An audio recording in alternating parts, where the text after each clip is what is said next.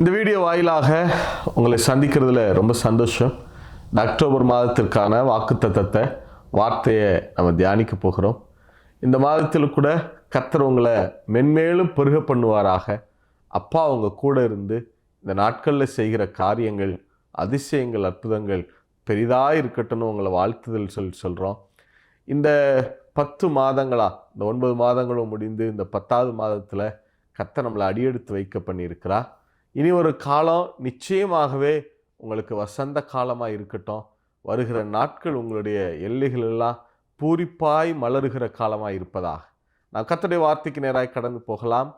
ஏசாயா புஸ்தகம் 58வது அதிகாரம் 11வது வசனம். Isaiah chapter 58 verse 11. ஏசாயா புஸ்தகம் 58வது அதிகாரம் 11வது வாக்கியம். கர்த்தர் நித்தமும் உன்னை நடத்தி மகா வறட்சியான காலங்களில் உன் ஆத்துமாவை திருப்தியாக்கி உன் எலும்புகளை நினமுள்ளதாக்குவார்.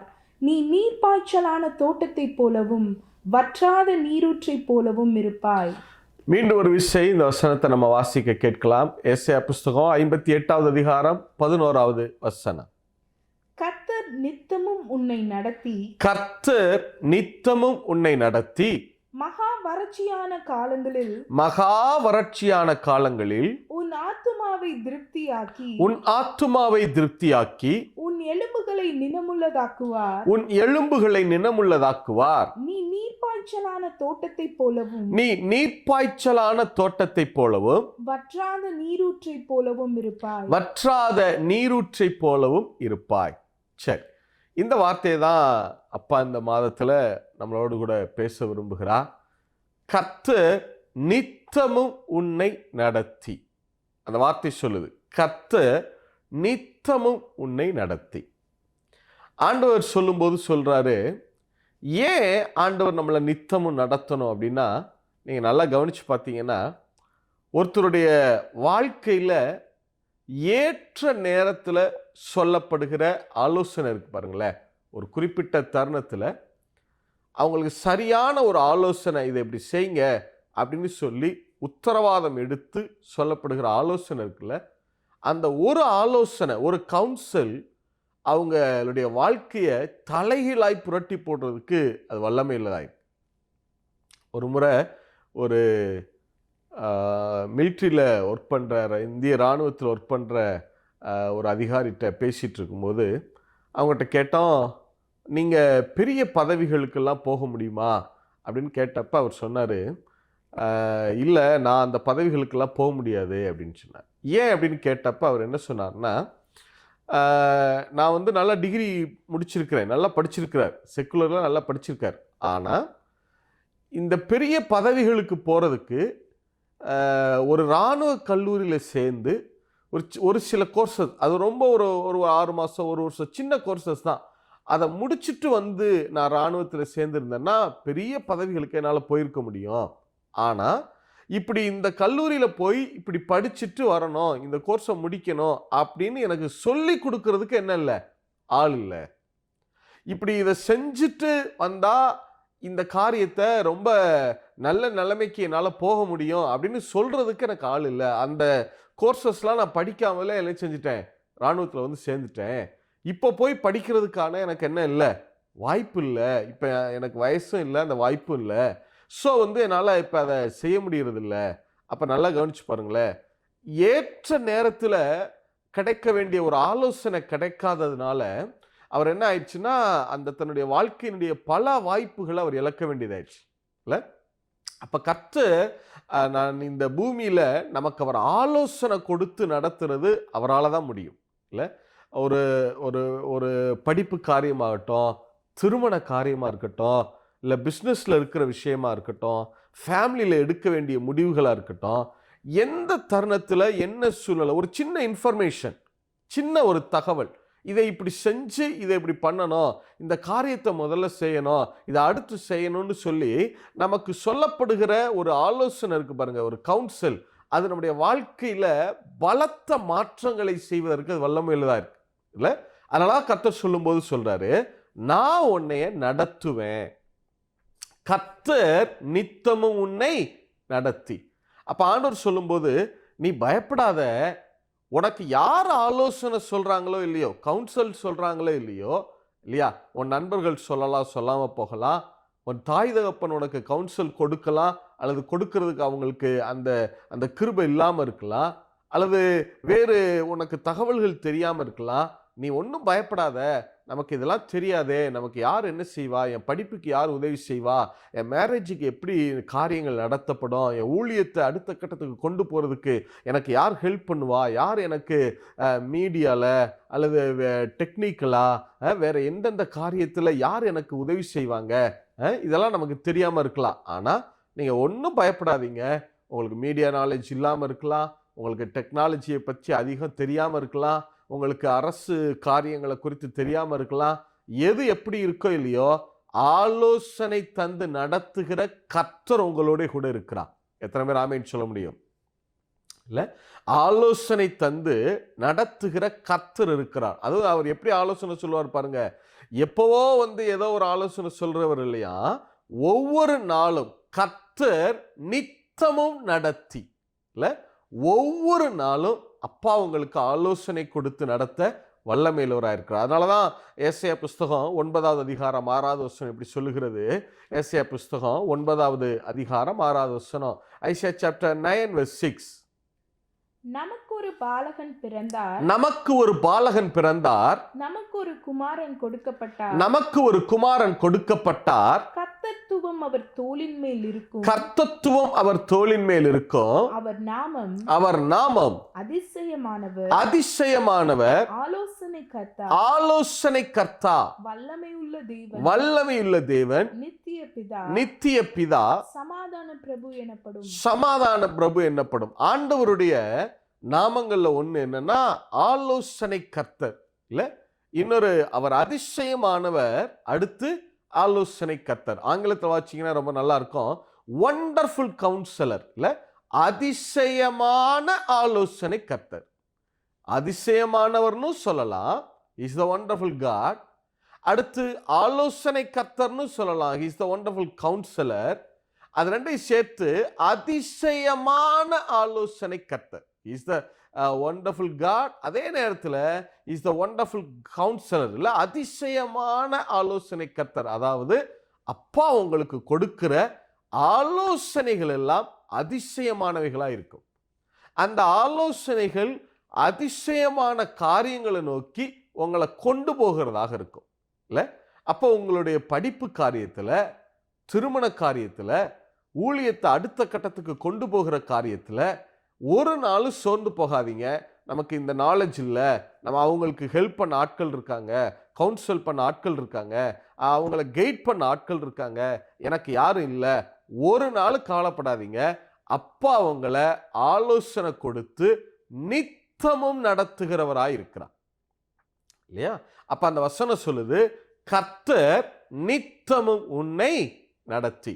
ஒவ்வொரு நாளும் உங்களுக்கு என்ன செய்யணும், எதை செய்ய வேண்டாம், எந்த காரியத்தை தள்ளி போடணும், எந்த காரியத்தை உடனடியாக சடனாக செய்யணும், இம்மீடியட்டாக செய்ய வேண்டிய காரியங்கள் என்ன, கொஞ்சம் நாட்கள் தள்ளி செய்ய வேண்டிய காரியங்கள் என்ன, எதில் இன்வெஸ்ட் பண்ணணும், எதில் இன்வெஸ்ட் பண்ணக்கூடாது, எந்தெந்த காரியங்களை எப்படி செய்யணும், இது எல்லாவற்றையும் அவர் ஆலோசனை தந்து நடத்துகிற கர்த்தராய் இருக்கிறார். எத்தனை பேர் ஆமென் சொல்ல முடியும்? சரி, அப்ப முதல் வாக்கியம் சொல்லுகிறது, கர்த்தர் நித்தமும் உன்னை நடத்தி. சரி, அடுத்து இரண்டாவது வாக்கியம் ஏசாயா 58:11. மகா வறட்சியான காலங்களில், மகா வறட்சியான காலங்களில் உன் ஆத்துமாவை திருப்தியாக்கி, உன் ஆத்துமாவை திருப்தியாக்கி.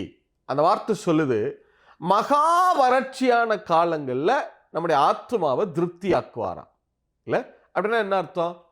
வறட்சினா என்ன? மகா வறட்சியான காலம்னா என்ன? இப்ப நமக்கு தண்ணீருக்கோ அல்லது சாப்பாட்டுக்கோ இப்ப நமக்கு என்ன கிடையாது, பஞ்சம் இல்லை, இல்லையா, வறட்சி கிடையாது. வறட்சினா என்னன்னா, மற்றவர்களுக்கு பொதுவா எல்லோருக்கும் கிடைப்பதற்கு அரிதா இருக்கிற காரியம் தான் வறட்சி. இப்போ உணவே கிடைக்கல, ஃபுட் கிடைக்கல அப்படின்னா அது ஒரு வறட்சி. தண்ணீரே கிடைக்கல யாருக்கும், எங்கேயுமே தண்ணி இல்லை அப்படின்னா அது என்னது, ஒரு வறட்சி, இல்லையா. அப்ப இன்னைக்கு நமக்கு தண்ணி பஞ்சமோ அல்லது உணவுக்கு பஞ்சமோ எல்லாம் கிடையாது, வறட்சியெல்லாம் கிடையாது. ஆனா இன்னைக்கு எதுல வறட்சி இருக்குன்னா, நல்ல சில காரியங்கள் கிடைப்பதற்கு என்னவா இருக்கு? அரிதா இருக்கு. கிடைப்பதற்கு ரொம்ப ரேரா இருக்குன்னு வச்சுக்கிறீங்க. அதுக்கு பேர் தான் வறட்சி. அந்த காரியத்துல வறட்சி இருக்குன்னு அர்த்தம். அது எல்லாருக்கும் கிடைக்க மாட்டேங்குது. சிலருக்கு சில இடங்கள்ல சிலருக்கு மட்டும்தான் அது கிடைக்குது அப்படின்னா அது என்ன அர்த்தம்? அது வறட்சி இருக்குன்னு அர்த்தம். அந்த காரியம் பற்றாக்குறையா இருக்கு, வறட்சியா இருக்குன்னு அர்த்தம் இல்லையா? இன்னைக்கு நமக்கு உணவுக்கோ தண்ணீருக்கோ பஞ்சம் கிடையாது. ஆனா இன்னைக்கு அநேக காரியங்கள்ல வறட்சி இருக்கு. நல்ல காலேஜஸ்ல நல்ல இன்ஸ்டிடியூஷன்ல பிள்ளைங்களுக்கு சீட் கிடைக்கிறது என்னவா இருக்கு? வறட்சியா இருக்கு. திருமணத்துக்கு நல்ல மாப்பிள்ளை பிள்ளைங்க பெண் பிள்ளைங்க கிடைக்கிறது என்னது? வறட்சியா இருக்கு இல்ல? நல்ல இடத்துல நல்ல சம்பளத்துல வேலை கிடைக்கிறது என்னவா இருக்கு? வறட்சியா இருக்கு. கிடைக்க மாட்டேங்குது. நல்ல பகுதிகளில் லேண்டு வாங்குறதுக்கோ இடம் கிடைக்கிறதுக்கோ அதெல்லாம் என்னவா இருக்கு? கிடைக்க மாட்டேங்குது. அப்ப எதெல்லாம் கிடைப்பதற்கு அரிதா இருக்கோ அதெல்லாம் வறட்சி தான். அப்ப ஆண்டவர் சொல்லும்போது சொல்றாரு, நான் உனக்கு ஒவ்வொரு நாளும் ஆலோசனை தந்து நடத்துவேன், அதே நேரம் மகா வறட்சியான காலங்களில் உன் ஆத்துமாவை திருப்தியாக்குவேன். அப்படின்னா என்ன அர்த்தம்னா, மற்றவங்களுக்கு எதெல்லாம் கிடைப்பதற்கு அரிதாக இருக்கிறதோ அது எல்லாவற்றையும் நான் உனக்கு தருவேன். மற்றவங்களுக்கு எதெல்லாம் கிடைப்பதற்கு கஷ்டமா இருக்கோ, ரொம்ப ரேர் காரியமா இருக்கோ, அந்த விஷயத்துக்கு எல்லாரும் போட்டி போடுறாங்களோ, அது ரொம்ப அரிதா இருக்கோ, அது எல்லாவற்றையும் நான் உனக்கு அனுக்கிரகம் பண்ணுவேன். எத்தனை பேர் ஆமேன்னு சொல்ல முடியும்? இல்ல? அப்ப கர்த்தர் சொல்றாரு, ஒவ்வொரு நாளும் நான் உன்னை நடத்துவேன், உனக்கு ஆலோசனை கொடுப்பேன். எதுக்கு தெரியுமா? மற்றவங்களுக்கு எதுவுமே கிடைக்காத, மற்றவங்களுக்கு கிடைப்பதற்கு அரிதா இருக்கிற அந்த காரியங்கள் இருக்குல்ல, அந்த காரியங்களை உனக்கு கொடுக்கிறதுக்காக, உனக்கு தர்றதுக்காக நான் உன்னை நடத்துவேன். மகா வறட்சியா இருக்கிற அந்த காரியங்களை உனக்கு கொடுத்து உன் ஆத்துமாவை சந்தோஷப்படுத்துவேன். உன் ஆத்துமாவை நான் என்ன ஆக்குவேன்? நான் திருப்தி ஆக்குவேன். எத்தனை பேர் ஆமேன்னு சொல்ல முடியும்? உன் ஆத்துமாவை திருப்தி ஆக்குவேன் இல்ல?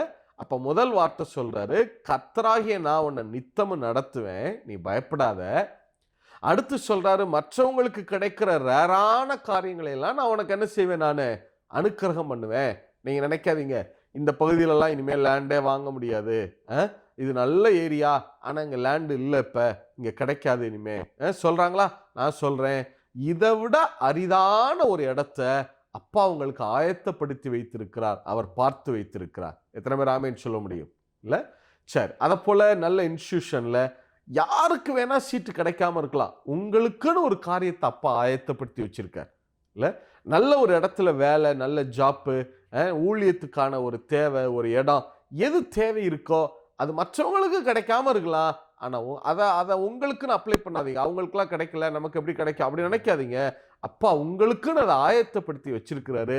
உங்களுக்குன்னு அதுல ஒரு அநேக ரூல் இருக்கலாம், இதெல்லாம் இப்படி இருக்கு, இதெல்லாம் நமக்கு கிடைக்காது, விதிமுறைகள் இருக்கு, ரூல்ஸ் இருக்கு.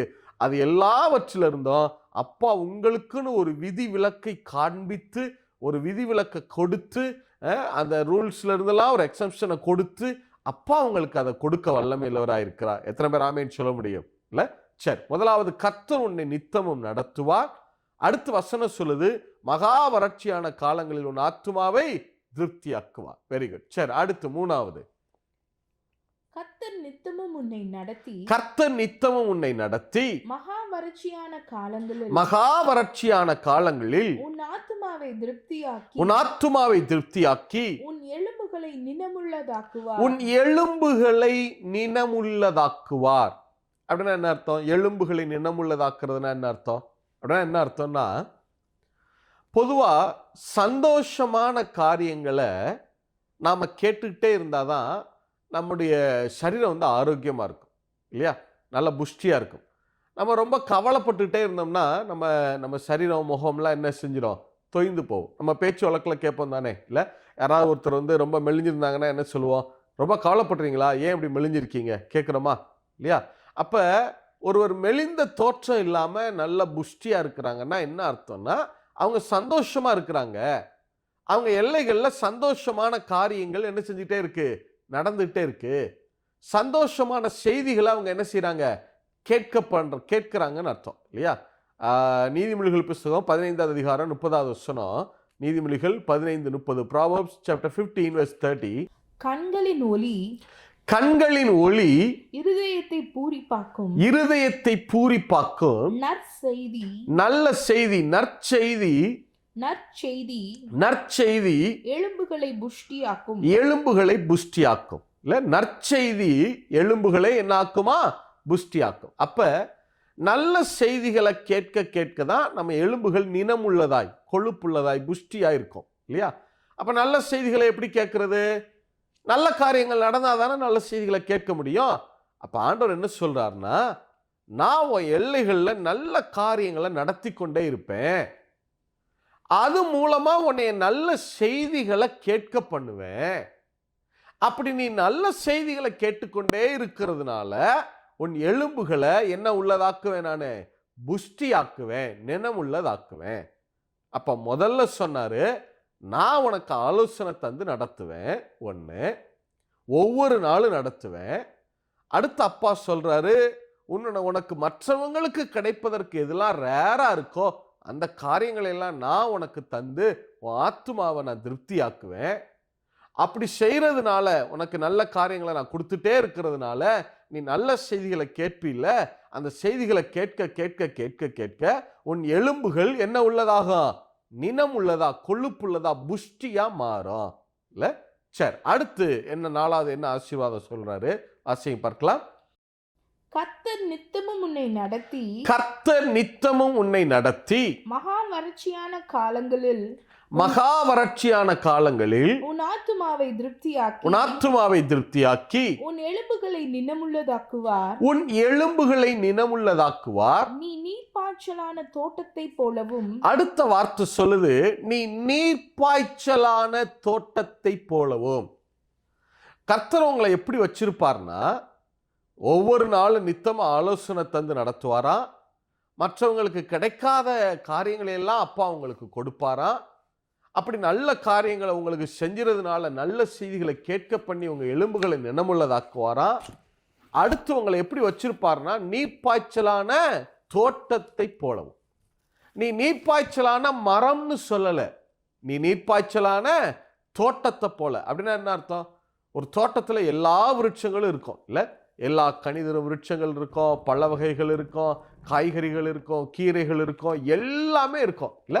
அப்ப அப்பா ஆண்டவர் உங்களை நீர்ப்பாய்ச்சலான ஒரு மரத்தை போல வைக்கிறது இல்ல, நீர்ப்பாய்ச்சலான தோட்டத்தை போல. அப்படின்னா என்ன அர்த்தம்னா, உங்களுக்கு தேவையான எல்லாவற்றையும் உங்களுக்கு தந்தருளுவார். ஏதோ ஒரு காரியத்துல உங்களை ஆசீர்வதிக்கிறது இல்ல, ஏதோ பொருளாதாரத்துல மட்டும் அப்பா உங்களை பிளஸ் பண்ண போறது இல்ல, இல்ல சரீரத்துக்கு அடுத்த சுகத்துல மட்டும் அப்பா உங்களை பிளஸ் பண்ண போறது இல்ல, பிள்ளைகளுக்கு அடுத்த காரியத்துல மட்டும் கிடையாது, வேலையில, ஊழியத்துல ஏதோ ஒரு பகுதி சிலருக்கு அப்படி இருக்கும். பார்த்துருக்கீங்களா?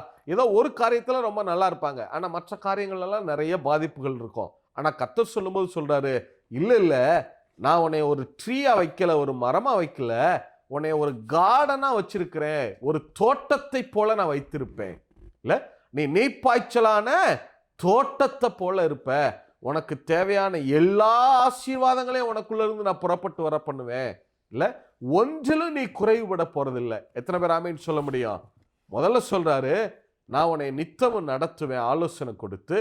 அடுத்து சொன்னாரு, மற்றவங்களுக்கு கிடைக்காத காரியங்களை நான் உனக்கு கிடைக்க பண்றேன். அடுத்து சொல்றாரு, அப்படி மற்ற நல்ல செய்திகளை உன்னைய கேட்க பண்ணி உன் எலும்புகளை நினமுள்ளதா வச்சிருப்பேன், நீ துக்க செய்திகளை கேட்க மாட்ட. அடுத்து சொல்றாரு, உன்னை நான் தோட்டத்தை போல வச்சிருப்பேன், ஒரே ஒரு காரியத்துல ஆசீர்வாதம் மட்டும் இல்ல, ஒரே ஒரு காரியத்துல செழிப்பா இருக்கிறது இல்ல, எல்லா விதத்திலும் நான் உன்னைய செழிக்க பண்ணுவேன். நீ நீர்ப்பாய்ச்சலான தோட்டத்தை போலவும், அடுத்து வற்றாத நீரூற்றை போலவும் இருப்பாய். வற்றாத நீரூற்றை போலவும் இருப்பாய். முதல்ல சொன்னாரு, நீ நீர்ப்பாய்ச்சலான தோட்டம்னு சொன்னார் இல்லையா? தோட்டம் செழிப்பா இருக்கணும்னா என்ன வேணும்? அடுத்து தண்ணி பாயணும் இல்ல. அடுத்து சொல்றாரு, நீதான் தோட்டம், ஆனா உன் தோட்டத்தை செழிக்க வைக்கிற ஆசீர்வாதத்தை, அந்த நீரூற்ற எங்கேயோ இருந்து நான் கொண்டு வர போறது இல்ல, உனக்குள்ள இருந்தே அந்த ஆசீர்வாதத்தை நான் புறப்பட்டு வர பண்ணுவேன். நீதான் தோட்டம், அதே நேரத்துல உன் தோட்டத்தை வாழ வைக்கிற நீரூற்ற உனக்கு உள்ள இருந்தே நான் புறப்பட்டு வர பண்ணுவேன். எத்தனை பேர் ஆமீன் சொல்ல முடியும்? இல்ல, உனக்கு உள்ள இருந்தே அந்த ஆசீர்வாதம் என்ன செய்யும்? புறப்பட்டு வரும். அப்ப என்ன, என்னுடைய வாழ்க்கை அவங்களால நான் ஆசீர்வாதம் பெற்றேன், இவங்களால நான் ஆசீர்வதிக்கப்பட்டேன், அவங்களால தான் நான் வாழ்றேன். இனி யாரையோ கையை காட்டுற மாதிரி இருக்காது. நீ தான் தோட்டம், உன்னை ஆசீர்வதிக்கிற உன் நீரூற்ற நான் உனக்குள்ள இருந்தே புறப்பட பண்ணுவேன். எத்தனை பேர் ஆமேன்னு சொல்ல முடியும்? இல்ல, வசனம் அப்படிதான் சொல்லுது இல்லையா? யோவான் 7வது அதிகாரம் 38 39 வசனம் சொல்லுது, என்னிடத்தில் விசுவாசமாய் இருக்கிறவருடைய உள்ளத்திலிருந்து ஜீவ தண்ணீர் உள்ள நதிகள் புறப்பட்டு போகும் இல்லையா? அப்ப உங்களுக்குள்ள இருந்தே அந்த ஊற்றை புறப்பட பண்ண அவர் வல்லமையுள்ளவராயிருக்கிறார். எத்தனை பேர் ஆமேன்னு சொல்ல முடியும்? இல்ல, நமக்குள்ள இருந்த அந்த ஊற்று புறப்படுற ரெண்டே காரியம்தான். ஒண்ணு, நீதிமானுடைய வாய் ஜீவ ஊற்று இல்லையா? நம்ம வாயை திறந்தா நிறைய என்ன பேசிட்டே இருக்கணும்? வசனங்களை பேசணும். இல்லைன்னா என்ன பேசணும்? அந்நிய பாஷையில், அக்கினி பாஷையில் நிறைய பேசுங்க. அப்பா உங்களை நீரூற்றா வச்சிருப்பாரு, உங்களை தோட்டமா வச்சிருப்பாரு. உங்களுக்கு கிடைக்காத ரேரான காரியங்களை எல்லாம் கொடுத்து உங்களை திருப்தி ஆக்குவாரு. உங்களை ஒவ்வொரு நாளும் ஆலோசனை கொடுத்து நடத்துவார். எத்தனை பேர் ஆமேன்னு சொல்ல முடியும்? சரி, அப்போ முதல்ல சொன்னாரு, உங்களை அப்பா ஆலோசனை கொடுத்து நடத்துவார். ஒன்றும் பயப்படாதீங்க. உங்கள் கடனை எப்படி அடைக்கிறது, உங்கள் தொழிலை அடுத்த கட்டத்துக்கு எப்படி கொண்டு போகிறது, உங்கள் ஊழியத்தை அடுத்த லெவலுக்கு எப்படி எடுத்து செல்றது, பிளான் என்ன, எல்லாவற்றையும் அப்பா உங்களுக்கு ஆலோசனை கொடுத்து நடத்துவார். இதில் என்ன ஆச்சரியம் தெரியுமா? அவர் வெறுமனே ஆலோசனை மட்டும் சொல்லிட்டு போகிறவர் இல்லை. நீ நடக்க வேண்டிய வழியை உனக்கு போதித்து அதிலே உன்னை நடத்துகிற உன் தேவனாகிய கர்த்தர் நானே. இல்லை, அவர் உங்களுக்கு பிரயோஜனமானவைகளை போதித்து அதிலே உங்களை நடத்துகிற உங்கள் தேவனாகிய கர்த்தராக இருக்கிறார். எத்தனை பேர் ஆமேன்னு சொல்ல முடியும்? ஏசாயா புஸ்தகம் 48வது அதிகாரம் 17வது வசனம். Isaiah chapter 48:17. ஏசாயா புஸ்தகம் 48:17. இஸ்ரவேலின் பரிசுத்தராய் இருக்கிற உன் மீட்பரான கர்த்தர் சொல்லுகிறதாவது, இஸ்ரவேலின் பரிசுத்தராய் இருக்கிற உன் மீட்பராகிய கர்த்தர் சொல்லுகிறதாவது, பிரயோஜனமாய் இருக்கிறதை உனக்கு போதித்து நீ நடக்க வேண்டிய வழியிலே உன்னை நடத்துகிற உன் தேவனாகிய கர்த்தர் நானே. அப்பா உங்களுக்கு வெறுமனே ஆலோசனை மட்டும், இதை செய், அதை செய், இதை பண்ணாத, அதை பண்ணாத, ஜஸ்ட் உங்களுக்கு கவுன்சில் மட்டும் கொடுத்துட்டு போறவர் இல்லை. கவுன்சில் கொடுக்குற அதே நேரம் அந்த பாதையில சரியா உங்களை நடத்தி கொண்டு போகிற கர்த்தரா இருக்கிறாராம். எத்தனை பேர் ஆமேன்னு சொல்ல முடியும்? உங்களுக்கு ஆலோசனை மட்டும் கொடுக்க மாட்டாரு, ஆலோசனையை செய்யவும் பலன் தருகிறவராக இருக்கிறார். இல்ல, இப்ப ஆண்டவர் ஆலோசனை சொல்றாரு, பிரதர் கவுன்சில் கொடுத்தாரு, நான் மிஸ் பண்ணிட்டேன், அப்படிலாம் ஒரு நாளும் பயப்படாதீங்க. நீங்க மிஸ் பண்ண அப்பா உங்களை ஒரு நாளும் அலோவ் பண்ண போறது கிடையாது. பிரயோஜனமானதை உங்களுக்கு போதித்து அப்பா உங்களை அதிலே நடத்தி கொண்டு போகிற கர்த்தராக இருக்கிறார். எத்தனை பேர் ஆமேன்னு சொல்ல முடியும்? இல்லை, சரி. அப்போ முதலாவது உங்களுக்கு ஆலோசனை கொடுத்து நடத்துவார். இந்த அக்டோபர் மாதத்திலையும் சரி, வருகிற நவம்பர் டிசம்பர் மாதங்களையும் சரி, அடுத்த வருஷத்துக்கான காரியங்களையும் சரி, அப்பா உங்களுக்கு ஒவ்வொரு நாளும் ஆலோசனை கொடுத்து நடத்துவார். மற்றவங்களுக்கு கிடைக்காத காரியங்களையெல்லாம் அப்பா உங்களுக்கு கட்டளையிடுவார். அடுத்து உங்கள் ஆத்மாவை திருப்தியாக்கி நடத்துவார். அடுத்து நல்ல காரியங்களை உங்களை கேட்க பண்ணி, துக்கமான காரியங்கள் இல்லை, துக்க காரியங்கள் உங்கள் எல்லைகளில் நீ நடக்காது, கவலைப்படாதீங்க. கடந்த காலத்தில் நடந்த மாதிரி நடந்துருமோன்னு யோசிக்க வேண்டாம், பயப்படாதீங்க. அப்பா துக்கமான காரியங்களை எல்லாம் உங்கள் எல்லைகளை விட்டு விலக்கி தீங்கு அணுகாமல் உங்களை காத்து நல்ல செய்திகளை உங்களை கேட்க பண்ணி உங்கள் எலும்புகளை நினமுள்ளதாக்குவார். அடுத்து உங்களை தோட்டத்தை போல அப்பா செழிக்க பண்ணுவார். உங்கள் நீரூற்று உங்களுக்குள்ள இருந்தே புறப்பட்டு உங்களை ஆசீர்வதிக்கும். எத்தனை பேர் ஆமேன்னு சொல்ல முடியும்? நான் கண்களை மூடி ஜெபிக்கலாம். நல்ல தகப்பனே, உங்கள் பிள்ளைகளுக்காக உங்கள் சமூகத்தில் வருகிறோம். மனதார உங்கள் பிள்ளைகளை பிளஸ் பண்ணுறோம்ப்பா. இந்த அக்டோபர் மாதத்தில் நானும் எஃப்சியுமா இணைந்து இந்த வார்த்தைகளை கேட்குற ஒவ்வொருத்தரையும் நாங்கள் மனதார ஆசீர்வதிக்கிறோம். இப்போ நாங்கள் செய்கிற இந்த ஜெபத்தை, இந்த செய்தியை கேட்கிற ஒவ்வொருத்தர் பக்கத்தில் நின்று, அவங்க பக்கத்தில் ஆண்டவரே நீங்கள் நின்று அவங்க தோள் மேலே உங்கள் கையை போட்டு, அவங்க தலை மேலே உங்கள் கையை வச்சு இந்த வார்த்தையின்படியே அவங்கள பிளஸ் பண்ணுற தயவுக்காக நாங்கள் நன்றி செலுத்துகிறோம். கர்த்தர் நித்தமும் நீங்கள் அவங்கள நடத்துவீங்கப்பா. வருகிற நாட்களில் ஒவ்வொரு நாளும் ஆலோசனை கொடுத்து நடத்துவீங்க, கனவுல பேசுவீங்க, சொப்பனத்தில் பேசுவீங்க, தரிசனங்களில் பேசுவீங்க, அதற்கு ஏற்ற நபர்களை அனுப்பி, நல்ல ஆலோசனைக்காரரை அனுப்பி பேசுவீங்க, உறுதிப்படுத்தி காட்டுவீங்க, வசனத்தினால வார்த்தையினால உறுதிப்படுத்தி காட்டுவீங்க. நீங்க அந்த ஆலோசனை கர்த்தர் என்பதை நிரூபித்து காட்டுவீங்கப்பா. அதிசயமான ஆலோசனை கர்த்தராய் நீர் விளங்குவீர் ஐயா. அப்படி சொல்லி உங்க பிள்ளைகளை பிளஸ் பண்றோம். மற்றவர்களுக்கு கிடைக்காத ஆண்டவரே அரிதான காரியங்களை எல்லாம் உங்க பிள்ளைங்களுக்கு நீங்க கட்டளையிடுவீங்க. நல்ல தேசத்துல விசாவை கொடுப்பீங்க, நல்ல இடத்துல லேண்டை கொடுப்பீங்க, நல்ல இன்ஸ்டிடியூஷன்ல படிப்புக்கு சீட்டு கொடுப்பீங்க, நல்ல இடத்துல வேலையை கட்டளையிடுவீங்க, ஊழியத்துக்கு நல்ல இடங்களை ஸ்தலங்களை கட்டளையிடுவீங்க. ஆண்டவரே மற்றவர்களுக்கு கிடைக்காத காரியங்களெல்லாம் உங்க பிள்ளைங்களுக்கு நீங்க கட்டளையிடுவீங்கப்பா. அப்படி சொல்லி உங்க பிள்ளைகளை மனதார பிளஸ் பண்றோம். இவங்க எல்லைகளில் துக்க செய்திகள் இருக்காது, சாரோஷ் இருக்காது. இவங்க ஆண்டவரை எல்லைகளில் ஆண்டவரா நற்செய்திகளையே கேட்பாங்கன்னு நாங்கள் டிக்ளேர் பண்றோம். இவங்க எலும்புகள் நினமுள்ளதா இருக்குன்னு நாங்கள் டிக்ளேர் பண்றோம்ப்பா. உங்க பிள்ளைகளை நீங்க தோட்டத்தை போல வச்சிருப்பீங்க, எல்லா விருட்சங்களும் கொடுக்கிற தோட்டத்தை போல வச்சிருப்பீங்க. உங்க பிள்ளைகளை நீங்க ஏதேனை போல செழிக்க பண்ணுவீங்கன்னு நாங்கள் டிக்ளேர் பண்றோம். ஆண்டவரே வருகிற நாட்கள்ல உங்க பிள்ளைகளை ஆசீர்வதிக்கிற ஊற்று இவர்களுக்குள்ள இருந்தே புறப்பட்டு வருவதாக.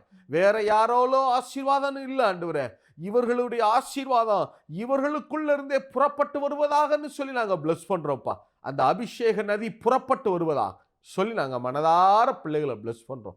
பார்த்துக்கொள்ளும். இந்த எல்லா ஜபத்துக்கு வார்த்தைகளுக்கும் நீங்க உங்க பிள்ளைங்க பக்கத்துல நின்று உடைய 2 கரங்களை இவர்களுக்கு நேராக உயர்த்தி, இவர்கள் எல்லைகளுக்கு நேராக உயர்த்தி, எங்க ஜபத்துக்கு வார்த்தைகளுக்கு அப்பா நீங்க உங்க வாயை திறந்து ஆமென்னு சொன்னதற்காக, அப்படியே ஆகட்டும் என்று சொன்னதற்காக உள்ளத்தின் ஆழத்திலிருந்து நன்றி செலுத்துகிறோம். எல்லாவற்றையும் மீட்பர் இயேசுவின் நாமத்தில் ஜெபிக்கிறோம் நல்ல பிதாவே, ஆமென். God bless you. ஒன்று சோர்ந்து போகாதீங்க, அப்பா உங்க கூட இருப்பா. உங்க நீரூற்று ஆண்டவர் இந்த வருஷத்துல, இந்த அக்டோபர் மாதத்துல புறப்பட பண்ணுவார். உங்க தோட்டத்தை செழிக்க பண்ணுவார். எத்தனை பேர் ஆமென் சொல்ல முடியும்? God bless you.